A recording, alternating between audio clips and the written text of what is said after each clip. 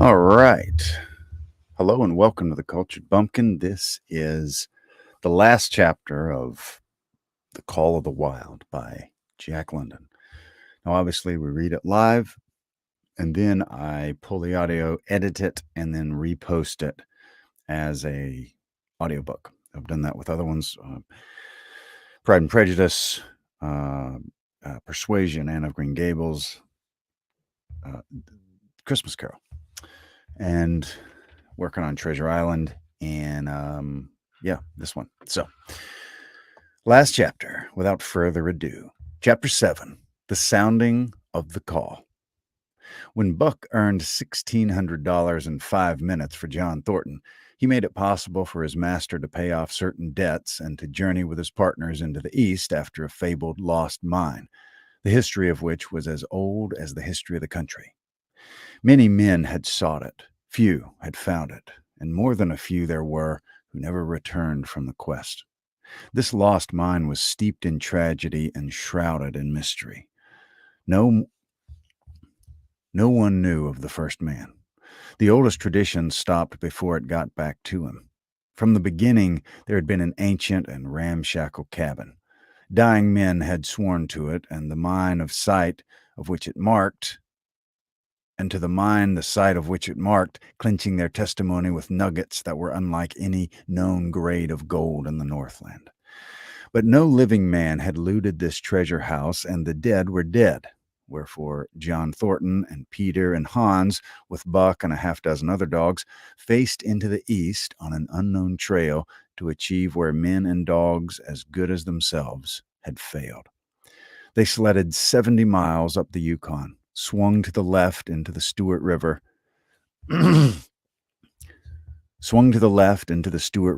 past the Mayo and the McQuestion, and held on until the Stewart itself became a streamlet, threading the upstanding peaks which marked the backbone of the continent.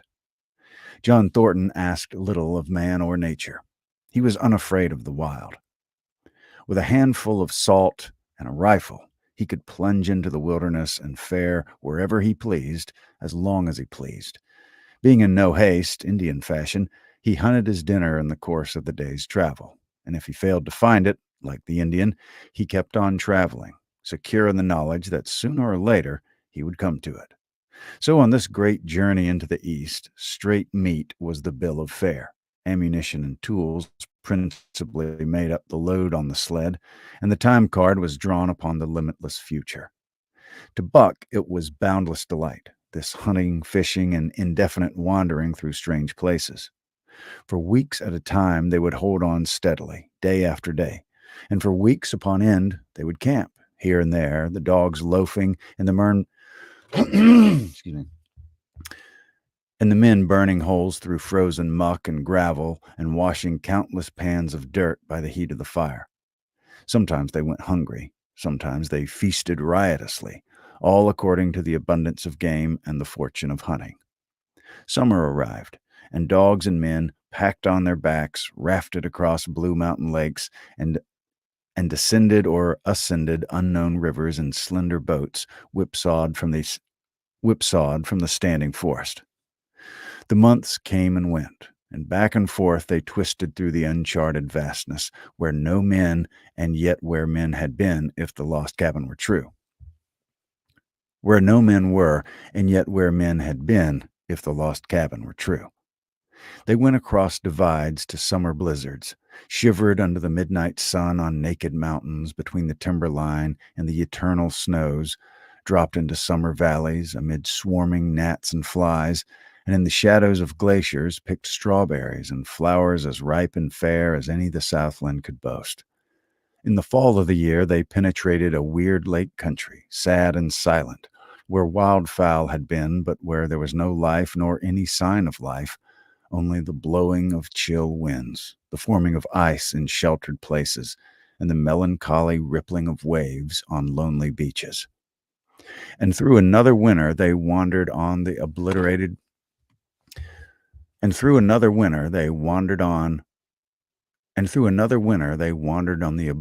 trails of men who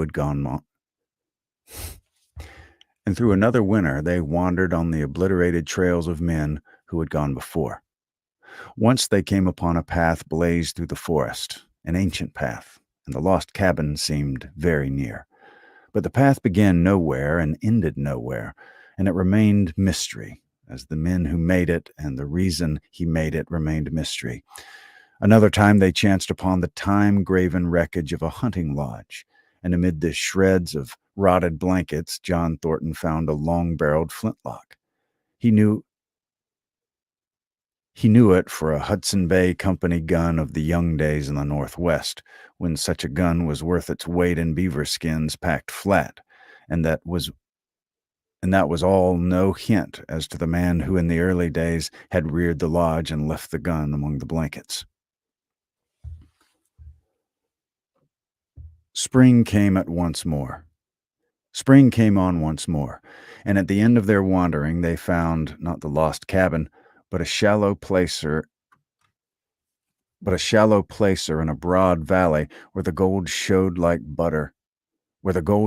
yellow butter across the bottom of the washing pan. They sought no farther. Each day they worked earned them thousands of dollars in clean dust and nuggets, and they worked every day. The gold was sacked in moose hide bags, 50 pounds to the bag, and piled like so much firewood outside the Spruce Bough Lodge. Like giants they toiled, days flashing on the heels of days like dreams as they heaped the treasure up. There was nothing for the dogs to do save the hauling in of meat now and again that Thornton killed, and Buck spent long hours musing by the fire. The vision of the short-legged hairy man came to him more frequently, now that there was little work to be done, and often, blinking by the fire, Buck wandered with him in that other world which he remembered. The salient thing of this other world seemed fear. When he watched the hairy man sleeping by the fire, head between his knees and hands clasped above, Buck saw that he slept restlessly. With many starts and awakenings, at which times he would peer fearfully into the darkness and fling more wood upon the fire. Did they walk by the beach of a sea, where the hairy man gathered shellfish and ate them as he gathered it? It was with the eyes that roved everywhere for hidden danger, and with legs prepared to run like the wind at its first appearance. Through the forest they crept noiselessly, Buck at the hairy man's heels, and they were alert and vigilant, the pair of them, ears twitching and moving and nostrils quivering, for the man heard and smelled as keenly as Buck. The hairy man could spring up into the trees and travel ahead as far on the ground, swinging by the arms from limb to limb, sometimes a dozen feet apart, letting go and catching, never falling, never missing his grip. In fact, he seemed as much at home among the trees as on the ground, and Buck had memories of nights of vigil spent beneath trees where the hairy man roosted, holding on tightly as he slept. And closely akin to the visions of the hairy man was the call still sounding in the depths of the forest. It filled him with a great unrest and strange desires. It caused him to feel a vague, sweet gladness, and he was aware of wild yearnings and stirrings, for he knew not what. Sometimes he pursued the call into the forest, looking for it as though it were a tangible thing, barking softly or defiantly as the mood might dictate. He would thrust his nose into the cool wood moss or into the black soil where long grasses grew and snort with joy at the fat earth smells. Or he would crouch for hours, as if in concealment, behind fungus-covered trunks of fallen trees, wide-eyed and wide-eared to all that moved and sounded about him.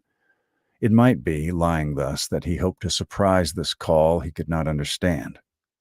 But he did not know why he did these various things. He was impelled to do them, and did not reason about them at all. Wet my whistle?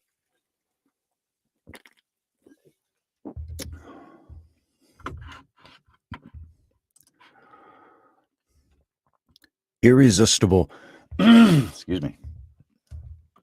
Irresistible impulses seized him.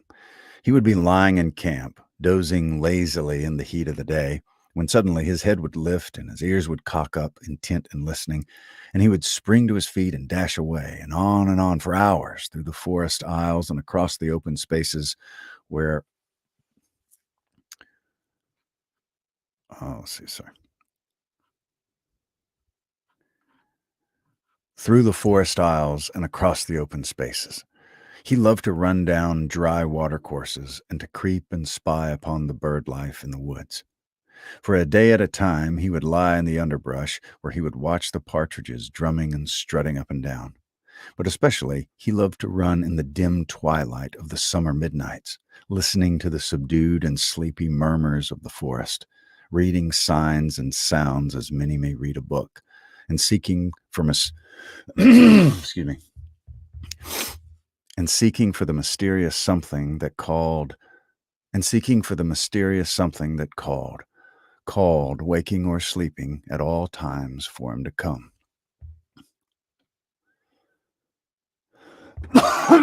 Excuse me. My bad.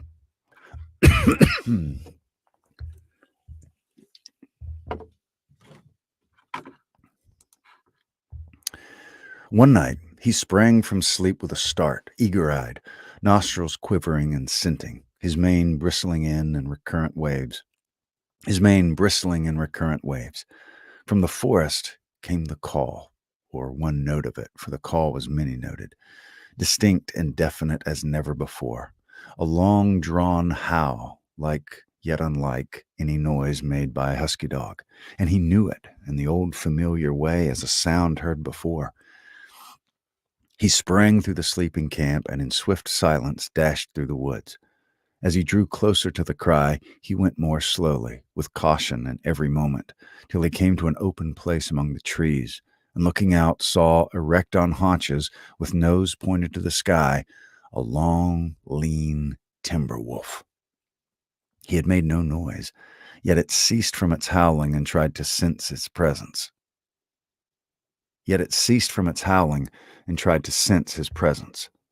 Buck stalked into the open, half crouching, body gathered compactly together, tail straight and stiff, feet falling with unwonted care. Every movement advertised commingled threatening and overture of friendliness. It was the menacing truce that marked the meeting of wild beasts that prey. But the wolf fled at sight of him. He followed with wild leapings and a frenzy to overtake. He ran him into a blind channel in the bed of a creek where a timber jam barred the way. The wolf whirled about, pivoted on his hind legs after the fashion of Joe, and all cornered husky dogs,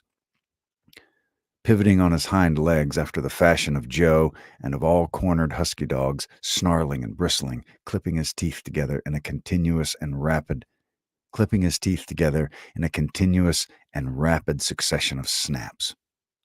Buck did not attack, but circled about him and hedged him in with friendly advances. The wolf was suspicious and afraid, for Buck made 3 of him in weight, while his head barely reached Buck's shoulder. Watching his chance, he darted away, and the chase was resumed. Time and again he was cornered, and the thing repeated, though he was in poor condition, or Buck could not so easily have overtaken him. He would run till Buck's head was even with his flank, when he would whirl around at bay, only to dash away again at the first opportunity. But in the end, Buck's pertinacity was rewarded, for the wolf, finding that no harm was intended, finally sniffed noses with him. Then they became friendly and played about in the nervous, half-coy way with which fierce beasts belie their fierceness. After some time with this, the wolf started off at an easy lope in a manner that plainly showed he was going somewhere.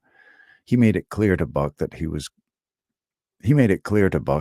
to come, and they ran side by side through the somber twilight, straight up the creek bed, into the gorge from which it had issued, and across the bleak divide where it took its rise.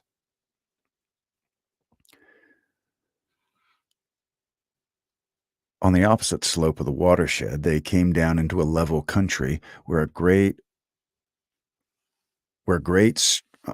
On the opposite slope of the watershed, they came down into a level country where great stretches of forest and many streams, and through these great stretches they ran steadily. Where were great stretches of forest and many streams, and through these great stretches they ran steadily, hour after hour, the sun rising higher and the day growing warmer. Buck was wildly glad. He knew he was at last answering the call, running by the side of his wood brother toward the place from where the call surely came. Old memories were coming up upon him fast, and he was stirring to them as of old he stirred and he was stirring to them as of old he stirred to the realities of which they were in the shadows. And he was stirring to them as of old he stirred to the realities of which they were the shadows. He had done this thing before, somewhere in that other and dimly remembered world, and he was doing it again, now, running free in the open, the unpacked earth underfoot, the wide sky overhead. They stopped by a running stream to drink, and stopping, Buck remembered John Thornton. He sat down. The wolf started on toward the place from where the call surely came, then returned to him, sniffing noses and making actions as though to encourage him. But Buck, but Buck turned about and started slowly on the back track. For the better part of an hour, the wild brother ran by his side, whining softly. Then he sat down, pointed his nose upward, and howled. It was a mournful howl, and as Buck held steadily on his way, he heard it grow fainter and fainter until it was lost in the distance.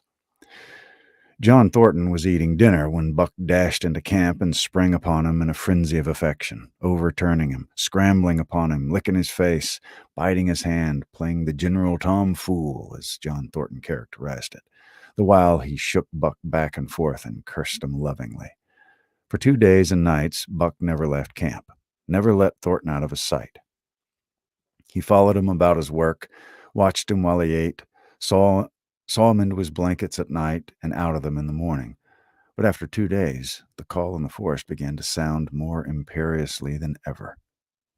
Buck's restlessness came back on him, and he was haunted by recollections of the wild brother and of the smiling land beyond the divide and the run side by side through the wide forest stretches. Once again he took to wandering in the woods, but the wild brother came no more, and though he listened through long vigils, the mournful howl was never raised. He began to sleep out at night, staying away from camp for days at a time, and once he crossed the divide at the head of the creek and went down to the land of timbers and streams. There he wandered for a week, seeking vainly for fresh sign of the wild brother, killing his meat as he traveled, and traveling with the long, easy lope that seems never to tire. He fished for salmon in a broad stream that emptied somewhere into the sea, and by this stream he killed a large black bear, blinded by the mosquitoes while likewise fishing, and raging through the forest, helpless and terrible. Even so, it was a hard fight, and it aroused the last latent remnants of Buck's ferocity. After 2 days, and 2 days later, when he returned to his kill and found a dozen wolverines quarreling over the spoil, he scattered them like chaff, and those that fled left two behind who would quarrel no more. The blood longing became stronger than ever before. He was a killer, a thing that preyed, living on things that lived, unaided, alone by virtue of his own strength and prowess, surviving triumphantly in a hostile environment where only the strong survived. Because of all this, he became possessed of a great pride in himself, which communicated itself like a contagion to his physical being. It advertised itself in all his movements, was apparent in the play of every muscle, spoke plainly as speech in the way he carried himself, and made his glorious furry coat, if anything, more glorious. But for the stray brown on his muzzle and above his eyes, and for the splash of white hair that ran midmost down his chest, he might well have been mistaken for a gigantic wolf, larger than the largest of the breed. From his St. Bernard father he had inherited size and weight, but it was his shepherd mother who had given him to that size But it was his shepherd mother who had given shape to that size and weight. His muzzle was the long wolf muzzle, save that it was larger than the muzzle of any wolf, and his head, somewhat broader, was the wolf head on a massive scale. His cunning was wolf cunning and wild cunning.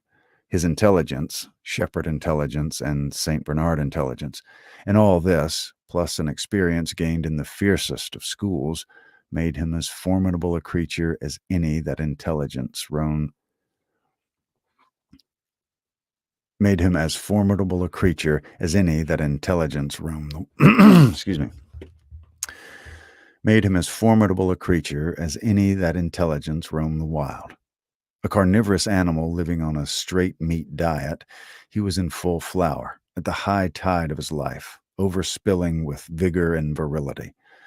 When Thornton passed a caressing hand along his back, a snapping and crackling followed the hand, each hair discharging its pent magnetism at the contact. Every part, brain and body, nerve tissue and fiber, was keyed to the most exquisite pitch, and between all the parts there was a perfect equilibrium or adjustment.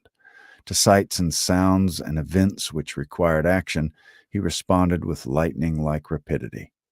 Quickly as a husky dog, he could leap to defend from attack. Quickly as a husky dog, he could leap to defend from attack or to attack. He could leap twice as quickly. He saw the movement or heard the sound and responded in less time than another dog required to compass the mere seeing or hearing.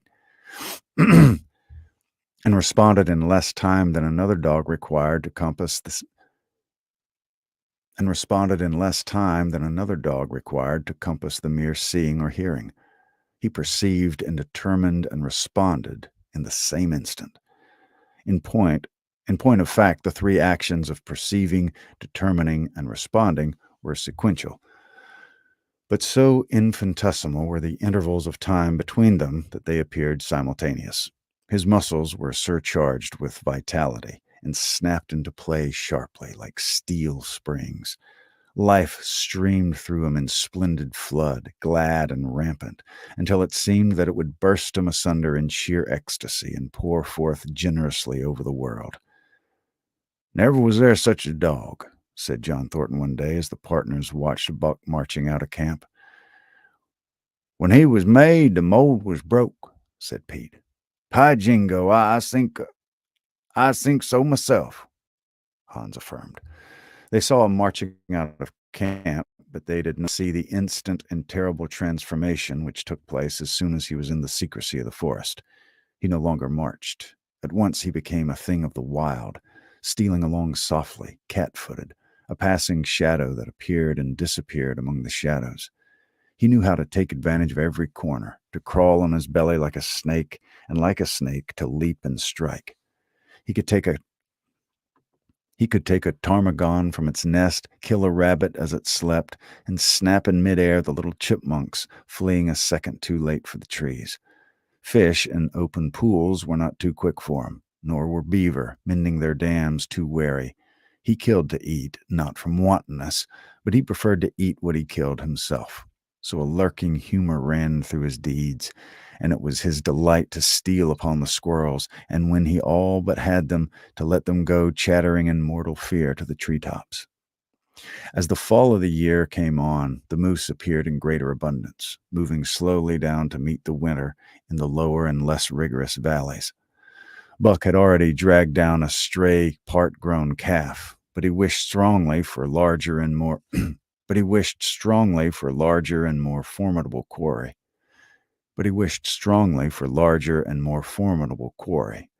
And he came upon it one day on the divide at the head of the creek. A band of 20 moose had crossed over from the land of streams and timber, and chief among them was a great bull. He was in a savage temper, and standing over 6 feet from the ground, he was formidable. He was as formidable an antagonist as even Buck could desire. Back and forth the bull tossed his great palmated antlers, branching to 14 points and embracing 7 feet within the tips. His small eyes burned with a vicious and bitter light, while he roared with fury at sight of Buck. From the bull's side, just forward of the flank, protruded a feathered arrow end, which accounted for his savageness. Guided by that in, guided by that instinct which came Guided by that instinct which came from the old hunting days of the primordial world, Buck proceeded to cut the bull out from the herd. It was no slight task. He would bark and dance about in front of the bull, just out of reach of the great antlers and of the terrible splay hooves which would have stamped his life out in a single blow. Unable to turn his back on the fanged danger and go on, the bull would be driven into a rage. At such moments, he charged Buck, who retreated craftily. At such moments, he charged Buck, who retreated craftily, luring him on by a simulated inability to escape. But when he was thus separated from his fellows, 2 or 3 of the younger bulls would charge back upon Buck and enable the wounded bull to rejoin the herd. There was a patience of the wild-dogged, tireless, persistent as life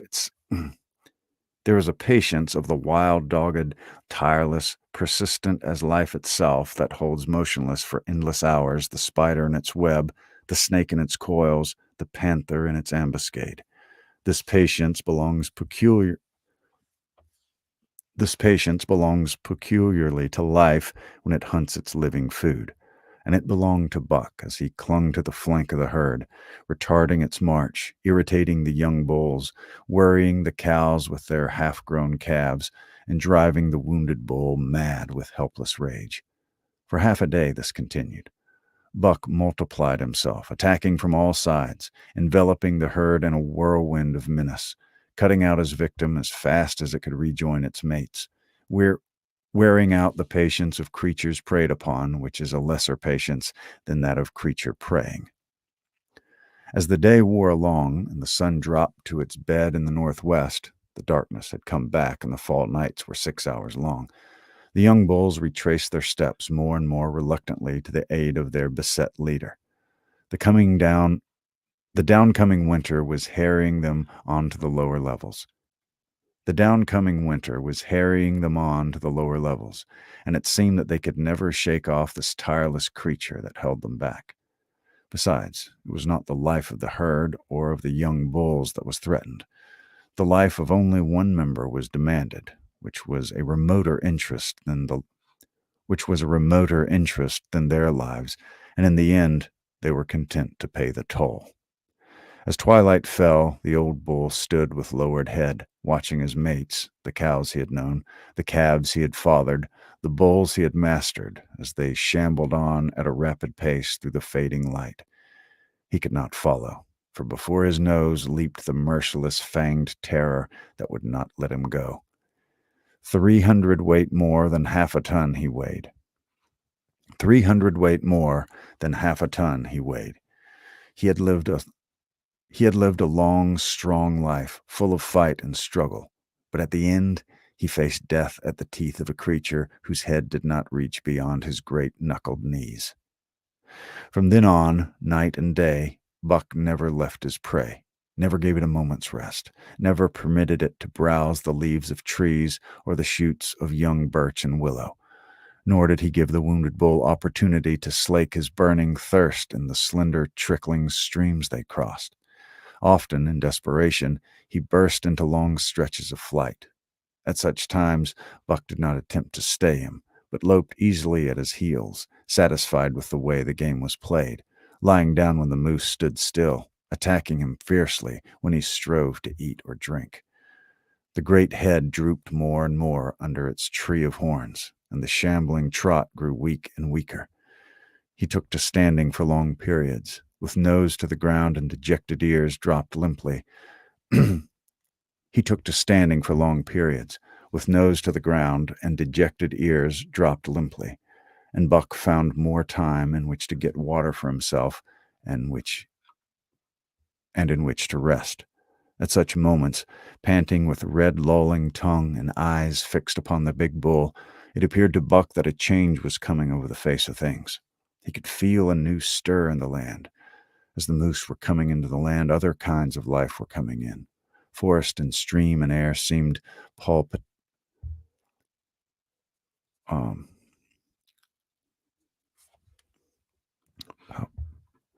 Forest and stream and air seemed palpitant with their presence.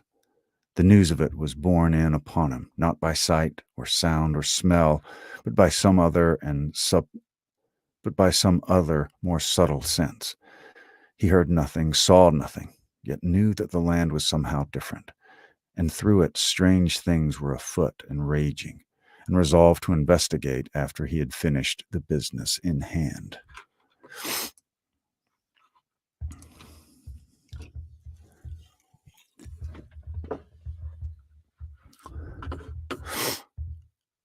At last, at the end of the fourth day, he pulled the great moose down.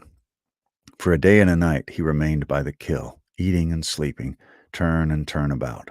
Then, rested, refreshed, and strong, he turned his face toward camp and John Thornton. He broke into the long, easy lope and went on hour after hour, never at loss for the tangled way, heading straight home through strange country with a certitude of direction that put man and his magnetic needle to shame. As he held on, he became more and more conscious. As he held on, he became more and more conscious of the new stir in the land. There was life abroad, and it was different. There was life abroad, and it was different from the life he had been. There was life abroad. There was life abroad in it different from the life that had been there throughout the summer. No longer was this, in fact, borne in upon him in some subtle, mysterious way. The birds talked of it, the squirrels chattered about it, the very breeze whispered of it. Several times he stopped and drew in the fresh morning air in great sniffs, reading a message which made him leap on with greater speed. He was oppressed with a sense of calamity happening, if it were not calamity already happened, and he crossed the last watershed and dropped down into the valley toward camp. And as he crossed the last watershed and dropped down into the valley toward camp, he proceeded with greater caution. 3 miles away, he came upon a fresh trail that sent his neck hair rippling and bristling. It led straight toward camp and John Thornton. Buck hurried on swiftly and stealthily, every nerve straining and tense, alert to the multitudinous details which told a story, all but the end. His nose gave him a varying description of the passage of life on the heels of which he was traveling. He remarked the pregnant silence of the forest. Bird life had flitted. The squirrels were in hiding. One only he saw, a sleek gray fellow, flattened against a gray dead limb so that he seemed a part of it, a woody excrescence upon the wood itself.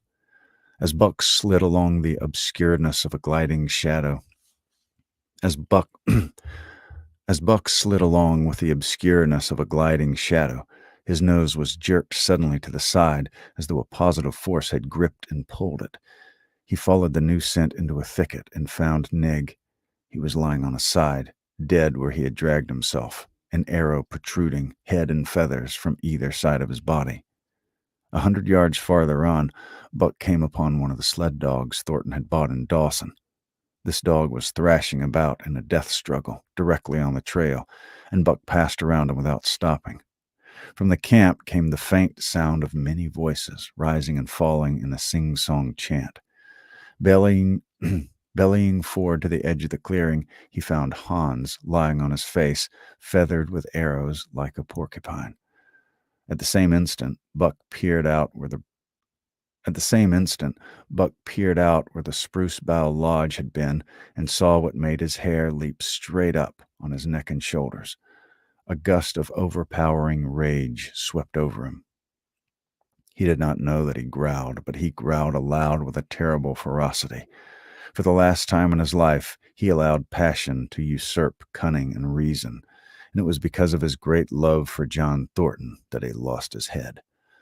The Yeehats were dancing about the wreckage of the Spruce Bough Lodge when they heard a fearful roar. The Yeehats were dancing about the wreckage of the Spruce Bough Lodge when they heard a fearful roaring and saw rushing upon them an animal the like of which they had never seen before.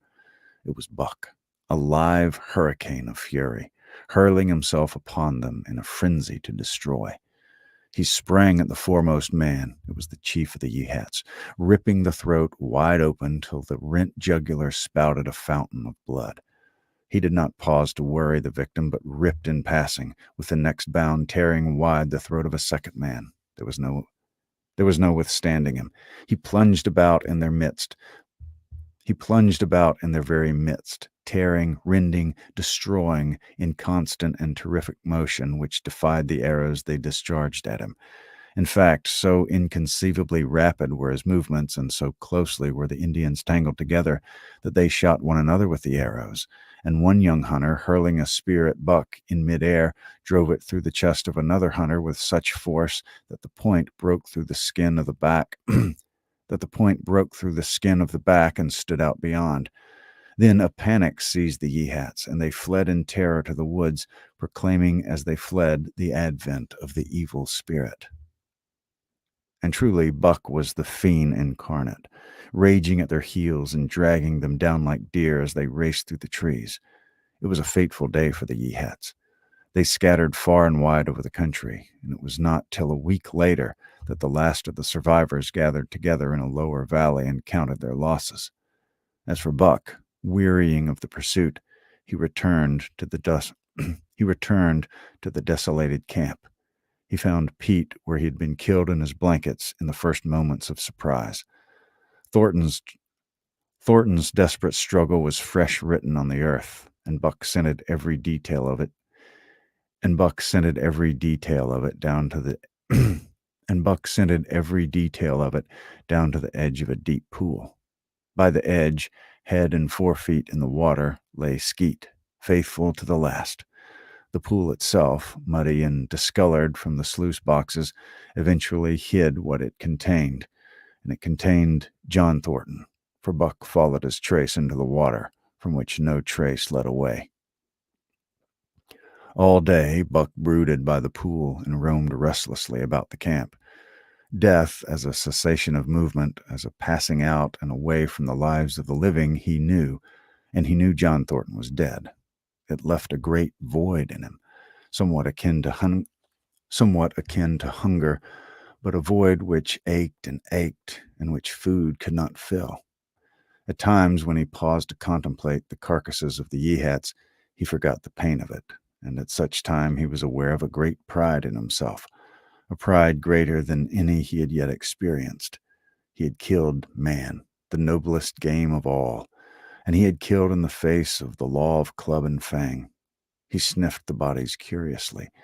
They had died so easily. It was harder to kill a husky dog than them. They were no match at all. Were it not for their arrows and spears and clubs, thenceforward he would... They were no match at all, were it not for their arrows and spears and clubs.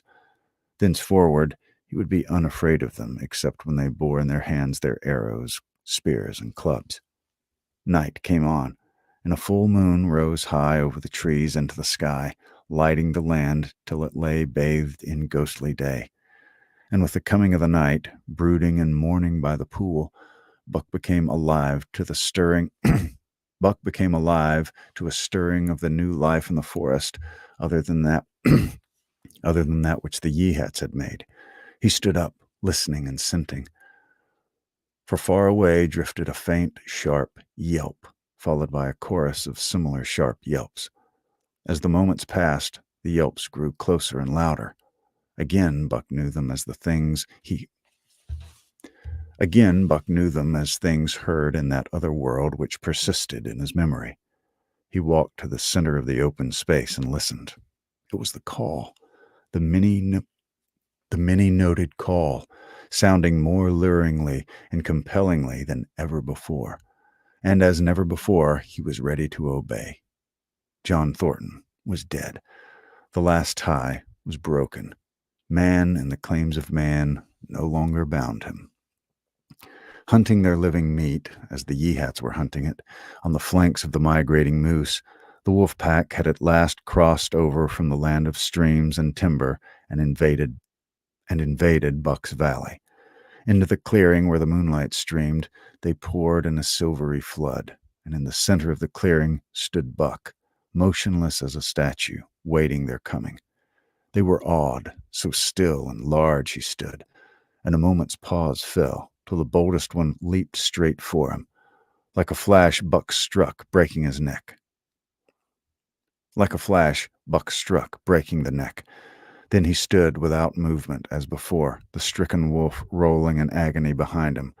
3 others tried it in sharp succession, and one after the other they drew back, streaming blood from their slashed throats or shoulders. This was sufficient to fling the whole pack forward, pell-mell, crowding together, blocked and confused by its eagerness to pull down the prey. Buck's marvelous quickness and agility stood him in good stead. Pivoting on his hind legs and snapping and gashing, he was everywhere at once, presenting a front which was apparently unbroken, so swiftly did he whirl and guard from side to side. But to prevent them from getting behind him, he was forced back, down past the pool and into the creek bed, till he brought up against a high till he was brought up against a high gravel bank. He worked along to a right angle in the bank which the men had made in the course of mining, and in this angle he came to bay, protected on 3 sides and with nothing to do but face the front. And so well did he face it, that at the end of half an hour the wolves drew back discomfited. The tongues of all were out and lolling, the white fangs showing cruelly in the moonlight. Some were lying down with heads raised and ears pricked forward. Others stood on their feet, watching him, and still others were lapping water from the pool. One wolf, long and lean and gray, advanced cautiously, in a friendly manner, and Buck recognized the wild brother with whom he had run for a day and a night. He was whining softly, and as Buck whined, they touched noses. Then an old wolf, gaunt and battle-scarred, came forward. Buck writhed his lips into the preliminary of a snarl, but sniffed noses with him, whereupon the old wolf sat down, pointed nose at the moon, and broke out the long wolf howl. The others sat down and howled, and now the call came to Buck in unmistakable accents. He, too, sat down and howled. This over, he came out of his angle, and the pack crowded around him, sniffing in half-friendly, half-savage manner. The leaders lifted the yelp of the pack and sprang away into the woods. The wolves swung in behind, yelping in chorus, and Buck ran with them, side by side with the wild brother, yelping as he ran. And here may well end the story of Buck. The years were not many when the Yeehats The years were not many when the Yeehats noted a change in the breed of timber wolves. For some were seen with splashes of brown on head and muzzle, and with a rift of white centering down the chest. But more remarkable than this, the Yeehats tell of a ghost dog that runs at the head of the pack. They were afraid of this ghost dog, for it has cunning greater than they, stealing from their camps in fierce winters, robbing their traps, slaying their dogs, and defying their bravest hunters. Nay, the tale grows worse. Hunters who are Hunters there are who fail to return to the camp, and hunters there have been whom their tribesmen found with throats slashed cruelly open and with wolf prints about them in the snow greater than the prints of any wolf. Each fall, when the Yeehats follow the movement of the moose, there is a certain valley which they never enter, and women there who are become sad when the world goes over the fire of how the evil spirit. And women there are who become sad when the word goes over the fire of how the evil spirit came to select that